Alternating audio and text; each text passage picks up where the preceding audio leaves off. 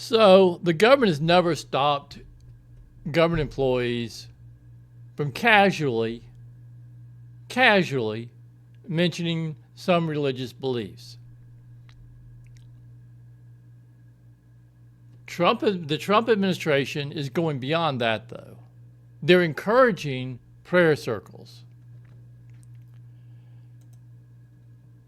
They're encouraging employees to talk to each other about religion.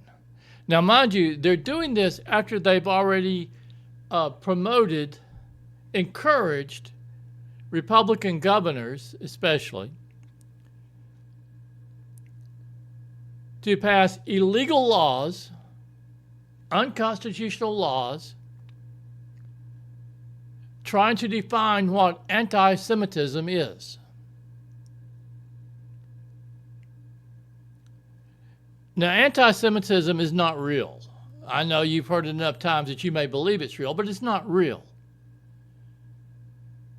Aryan is not real. Semitic is not real. It's based on trying to define race based on speech as opposed to bloodline or genetics. Nobody's anti-Semitic because there's no such thing as a Semitic person. Now, you may not like this group of people or that group of people or whatever. You know, if you actually define who you're talking about, but there's no such thing as a Semitic person. You can't be anti-Semitic because there's no such thing as an anti-Semitic person. You can't be anti-Aryan because there's no such thing as an Aryan person. There are people with different religious beliefs. Judaism is not one religion. There's at least 4 different types of people that define themselves as Jewish. There's nothing wrong with that. Good people. And anybody trying to say I'm trying to be, quote, anti-Semitic, to be very clear, my grandmother was probably one of the most beautiful Jewish princesses on the face of the earth. Loved her.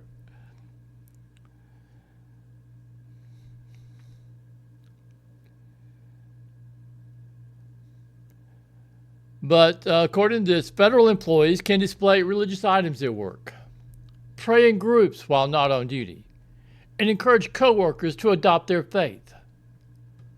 Now, mind you, they've been putting on the books trying to define what anti-Semitism is. That's something that doesn't even exist. Now they're going to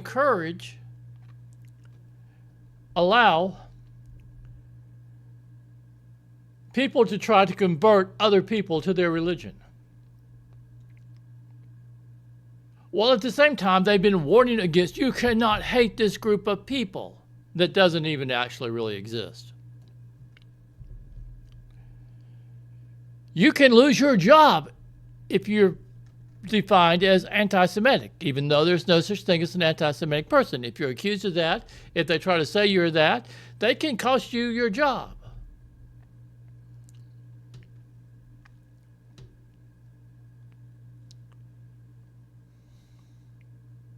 You shouldn't try to encourage coworkers to adopt any religion.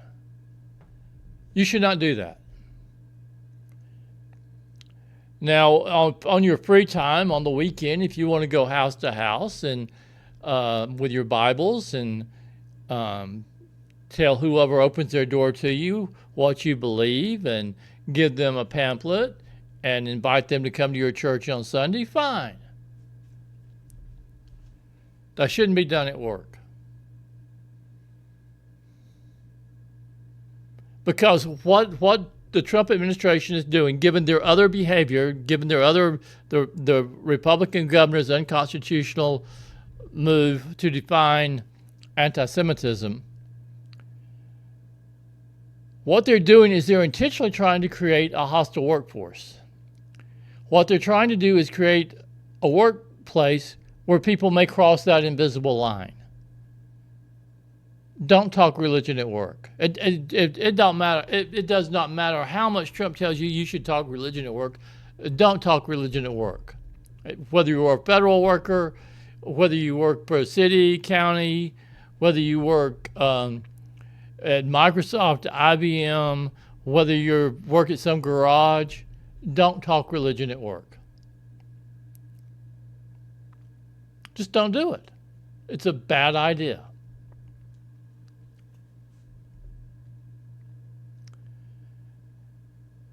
It potentially will create a hostile work environment.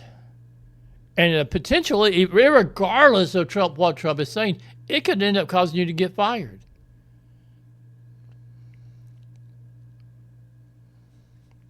Not all Christians believe the same thing. Not all Jewish people believe the same thing. Not all Islamic people believe the same thing. There's different religions within each of those groups. And then you have other religions that doesn't fall under the Abrahamic umbrella.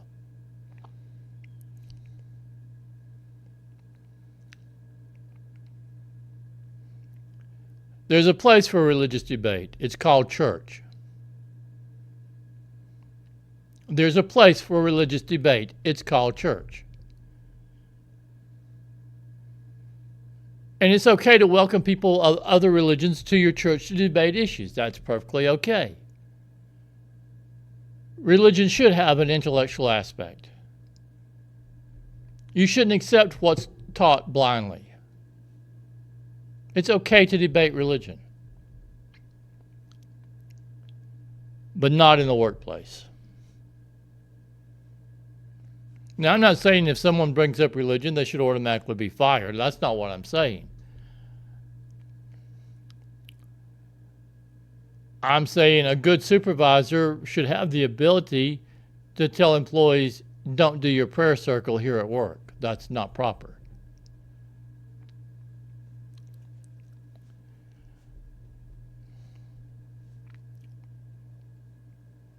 It's okay to wear the Star of David. It's okay to wear the cross. It's okay to wear religious semblance. I have no problem with that.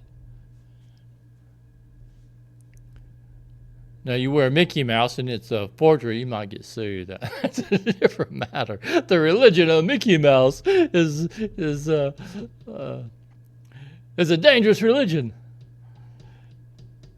It's trademarked. But no, and you know, it goes beyond religion. It's okay to be who you are. But when you're in the workplace, the main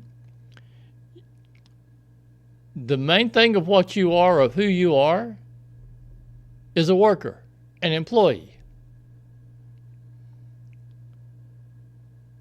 When you're at that workplace, what you're there for is to do your job.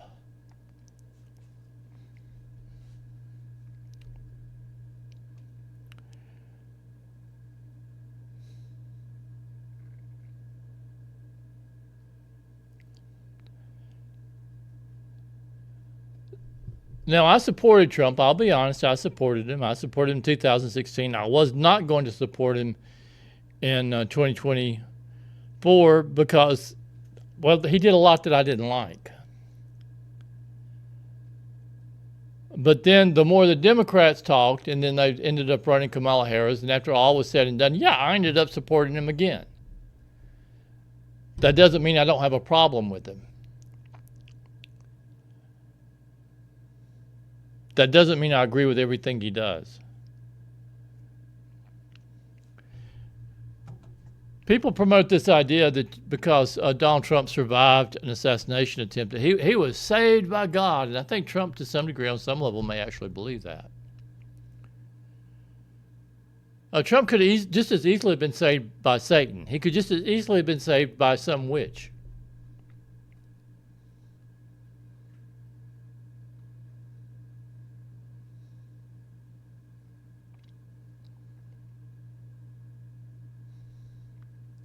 It's highly doubtful Donald Trump was saved by God. And my belief, and you take it for what you will, you know, it doesn't. You know, if you believe differently, that's perfectly okay. And this kind of goes against what we tend to be taught, you know, in church. You know, I was raised Southern Baptist, to be clear, even though my grandmother was the most beautiful Jewish princess on the planet. I was raised Southern Baptist.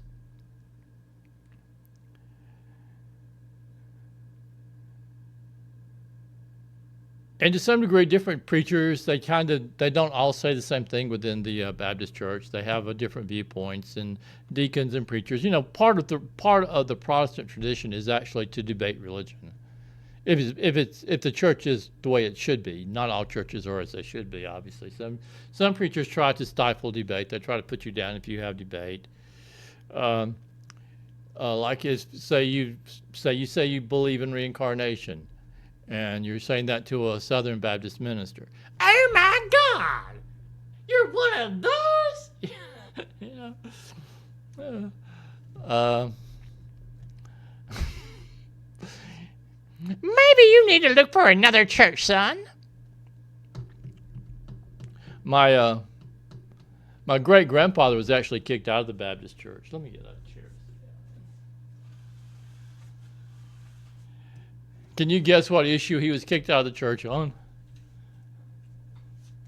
Yeah, my great-grandfather was kicked out of the Baptist church that he attended. Now, the great thing about being a Baptist, you're kicked out of one church, you can find another church to go to. It's not like, within the Catholic Church where you're ostracized and you're can no longer take communion, and you can't be buried on sacred ground, or what the Catholics consider sacred ground.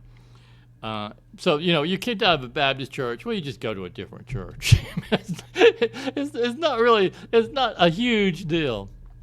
But why was he kicked out of the church? Because he believed that charity begins at home. And the church was raising, out of one of the poorest communities on the face of the earth, the church was raising money to send on foreign missions. Taking money from very poor people that could barely feed their children, taking that money and financing foreign missions that may or may not have been on the up and up. Because the thing about the reason churches love foreign missions is the people that donate this money, they're not there to see what's being done.